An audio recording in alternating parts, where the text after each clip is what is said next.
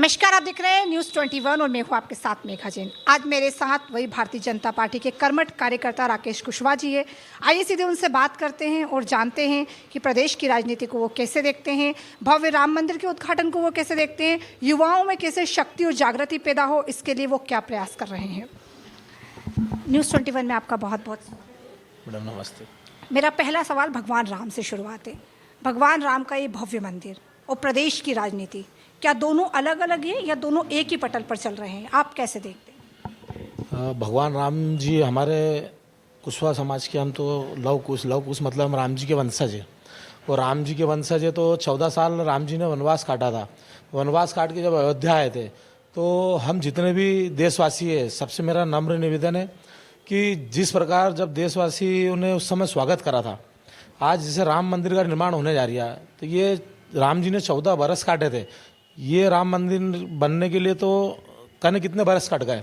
तो ये भव्य शहर को, इंदौर को पूरा जगमगा देना चाहिए, पूरे भारत देश को जगमगा देना चाहिए दियों से, और अच्छा उत्सव तरीके से उद्घाटन करना चाहिए राम मंदिर का। और इंदौर, मध्य प्रदेश और पूरे भारत में जितने मंदिर है और सभी मंदिरों पर आतिशबाजी वो करना चाहिए और सब मंदिरों को सजाना चाहिए। सबसे मेरा निवेदन यही है कि भव्य तरीके से। कुशवाहा जी, आप युवा हैं और आपके साथ टीम भी युवा है। कल रंजीत हनुमान में प्रभात फेरी निकली। उस प्रभात फेरी में 2 लाख लोग थे कम से कम, लेकिन उस प्रभात फेरी में एक व्यक्ति जो चाकू लेकर प्रभात फेरी में पहुंचता है और एक व्यक्ति को मौत के घाट उतार देता है। क्या युवाओं को ये शोभा देता है? इंदौर जैसी इतना धार्मिक स्थल, रंजीत हनुमान जिसको हम बोलते हैं, ऐसी प्रभात फेरी में अगर कोई व्यक्ति की मौत हो जाती है तो इस पर धर्म का क्या प्रभाव पड़ेगा?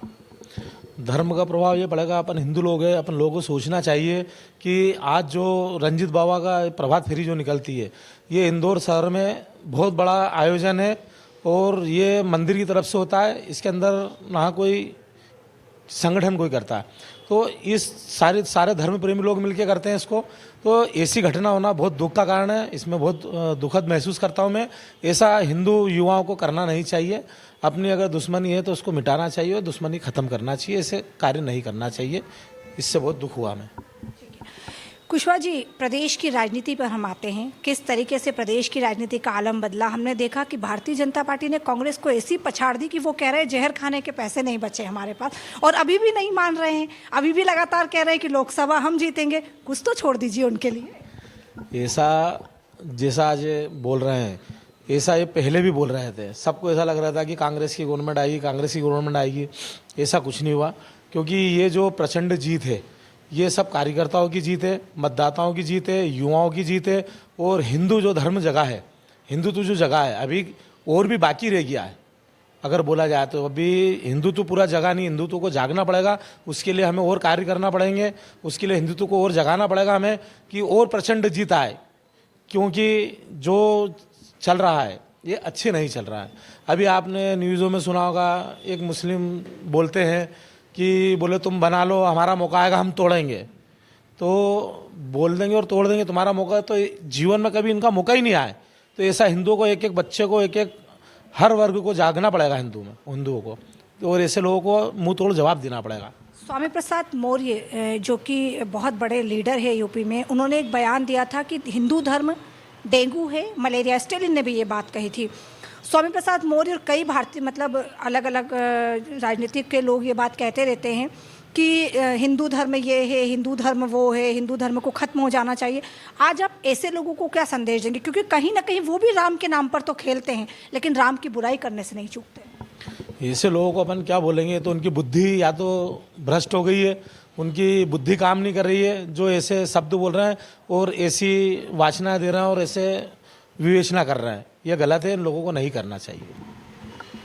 जिस तरीके से प्रदेश की राजनीति हमने देखी, कैलाश विजयवर्गीय का नाम मुख्यमंत्री के लिए लगातार सामने आ रहा था, लेकिन राष्ट्रीय महासचिव का पद भी उन्होंने छोड़ दिया और अब चूंकि मंत्री पद में कार्य कर रहे हैं। क्या वाकई इंदौर का कार्यकर्ता खुश है इस पद से? देखो, अगर कैलाश जी के लिए बोला जाए, जितना बोला जाए उनके लिए कम है, क्योंकि कैलाश जी वो व्यक्तित्व है जिन्होंने आज मध्य प्रदेश को, बीजेपी को लाके खड़ा करा है। आज 2 नंबर, किसी समय में फर्स्ट नंबर जब लड़े थे वो 2 नंबर विधानसभा से, किसी समय वो कांग्रेसी सीट हुआ करती थी, उन्होंने बीजेपी का गढ़ कर दी है। उसके बाद वो लड़े 4 नंबर से, तो 4 नंबर भी कांग्रेस की सीट हुआ करती थी, उसको भी उनने बीजेपी खड़ा कर दी। उसके बाद वो लड़े मऊ से, तो मऊ भी कांग्रेस की सीट हुआ करती थी, तो उन्होंने उनको बीजेपी में कर दिया। आज कोई भी बीजेपी को लड़ा लो आप, जीत जाएगा व्यक्ति। उसके बाद वो 3 नंबर लड़े, उनके बेटे को लड़ाया आकाश विजयवर्गीय जी को, तो उन्होंने वो सीट को भी आज बीजेपी मय कर दिया है। तो इनको जहाँ से लड़ाया गया है कैलाश जी को, उन्होंने ऐसी जगह से लड़ाया गया है कि जहाँ से जीतना मुश्किल हो, कि इसे 1 नंबर संजय शुक्ला जी के सामने लड़ाया गया। तो उनको ऐसा लगा था कि हम हरा देंगे या उनको कोई हरा नहीं सकता, तो उन्होंने कैलाश जी को लड़ाया वहाँ से। और कैलाश जी ने जो पार्टी ने उनको जो दायित्व दिया, जो सोच विचार के उनको दिया, उन्होंने उनका कार्य पूरा करा। तो कैलाश जी को हम मुख्यमंत्री के रूप में देखना चाहते थे। हमारी सर्वप्रथम पूरे मध्य प्रदेश की इच्छा थी कि कैलाश जी अपने मुख्यमंत्री के रूप में दिखे जाए, लेकिन ये पार्टी का निर्णय है। ऊपर आकाओं ने जो करा कुछ सोच समझ के ही करा होगा उन लोगों ने, और हम तो कैलाश जी से संतुष्ट हैं। हमारे तो आज भी मुख्यमंत्री वही हैं। दिग्विजय सिंह एक बात कह रहे थे लगातार, अभी परसों भी उन्होंने एक ट्वीट में कहा कि वोटिंग मशीन में गड़बड़ी है। वीवीपैट के माध्यम से अगर आप लोग वोटिंग करवाते हैं तो जो चिट्ठी निकलती है वो चिट्ठी के लिए भी अलग से कुछ ऐसा होना चाहिए ताकि हमको पता चल सके कि कितने वोट डले हैं। और वो कह रहे थे कि घपला तो हुआ है कहीं ना कहीं, लगातार ईवीएम पर अटैक कर रहे हैं, क्या कहेंगे? अगर इसमें ईवीएम मशीन में अगर घपला होता तो उनके बेटे कैसे जीत जाते? सबसे सर्वप्रथम तो उनको ये सोचना चाहिए कि उनके बेटे भी तो जीते हैं ना। अगर ईवीएम में अगर घपला होता तो उनके बेटे को भी नहीं जीतने देते। उनके नहीं जीते ना, उनके बेटे तो जयवर्धन सिंह जीते ना। हार गए हो, क्या बात कर रहे हैं? नहीं जीते हो। हाँ, जयवर्धन सिंह जीते जयवर्धन सिंह जी जीते हैं। दत्ती हमारे, हाँ जीते जयवर्धन सिंह जी। उन जब अगर दिग्विजय सिंह जी बोलते हैं कि ईवीएम में घोटाला, तो उनके बेटे कैसे जीत गए फिर? ये उनको सोचना चाहिए। वो भी ईवीएम मशीन से ही जीते हैं, उसी प्रकार वोटिंग हुई है। तो इनको बोलने के पहले सोचना चाहिए, ये अपनी गलती मानना चाहिए इनको कि हमारे में क्या कमी है और कमी दूर करो। वो तो जो मन में आता है वो बोलते रहते हैं, बड़े नेता हैं ये लोग।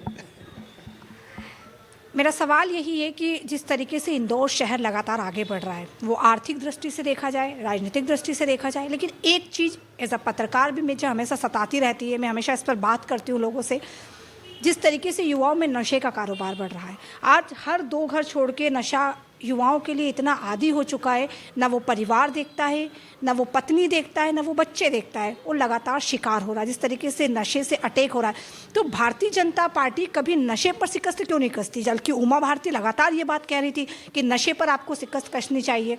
तो नशे पर आप कुछ बोलिए प्लीज़, आज खासकर युवाओं को कुछ बोलिए कि जिस तरीके से युवा, आज पूरा देश राममय है और युवा नशे में जा रहा है। वाकई ये प्रदेश के लिए, देश के लिए एक हम ऐसे गढ़ में पहुंच रहे हैं जहां पर अंधेरा ही अंधेरा है। युवाओं को अगर नशे के लिए अगर बोला जाए तो हर अपने घर में अपने पेरेंट्स को समझाना चाहिए कि अपने बच्चे पे ध्यान देना चाहिए कि कहीं गलत गतिविधियों में नहीं जाए। सर्वप्रथम अपने गलतियां रहती है अपने पेरेंट्सों की, जो माँ बाप है, भाई है, बड़े, उन लोगों को समझाना चाहिए। उन लोगों को शुरू से खेल में डालना चाहिए। कुश्ती का खेल है, कबड्डी का खेल है, ये अपने शहर से धीरे धीरे विलुप्त होते जा रहे हैं। इनको बच्चों को कबड्डी, खो खो, क्रिकेट, इन चीज़ों में डालना चाहिए, ग्राउंड से जोड़ना चाहिए, तो ये नशे से ऑलरेडी मुक्त रहेंगे। अच्छी बात आपने कही। मेरा आखिरी सवाल बस यही है कि हम अब आपको क्या किसी बड़े पद पर देख पाएंगे आगे? मैं तो एक छोटा सा कार्यकर्ता हूँ और जीवन भर एक छोटा सा कार्यकर्ता बनकर खुश रहना ही इच्छा है, और बस वही बना रहूँ। बस वो सब लोगों का प्रेम बना रहे, मेरे दोस्त लोगों का प्रेम, लोगों का, जितने भी मेरे दोस्त यार हैं, बस उनका प्यार मुझे स्नेह मिलता रहे, मेरे बड़े भाइयों का, नेताओं का आशीर्वाद मुझे बना रहे। बस मैं तो इसमें ही खुश हूँ। बहुत बहुत धन्यवाद। तो आपने सुना कि किस तरीके से कुशवाहा जी ये बात कह रहे थे कि वो किसी भी पद के लिए मोहताज नहीं है, वो कार्यकर्ता बनकर भी काम करना चाहते हैं पार्टी